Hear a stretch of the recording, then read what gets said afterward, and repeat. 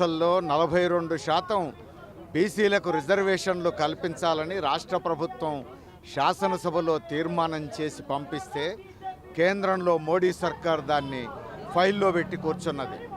చట్టం చేయడానికి సిద్ధంగా లేదు.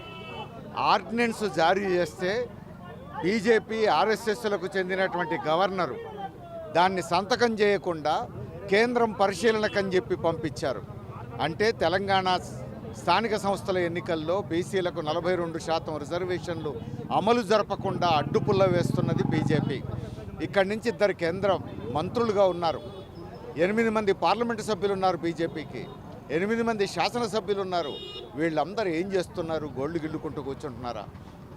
బీసీలకు ఇక్కడ స్థానిక సంస్థల్లో 42% రిజర్వేషన్లు రావాలని కేంద్ర ప్రభుత్వం మీద తమకున్న పలుకుబడిని ఉపయోగించి ఎందుకు ఒత్తిడి చేయట్లేరు?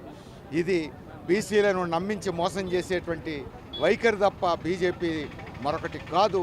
బీజేపీకి ఏమాత్రం చిత్తశుద్ధి ఉన్నా ఇప్పటికైనా 42% రిజర్వేషన్లు బీసీలకు స్థానిక సంస్థల్లో అమలు జరిపే విధంగా తగినటువంటి చట్టం చేయాలని, లేదా ఇక్కడ ఇచ్చినటువంటి ఆర్డినెన్స్ మీద గవర్నర్ సంతకం చేసి ఆమోదం తెలపాలని డిమాండ్ చేస్తున్నాం.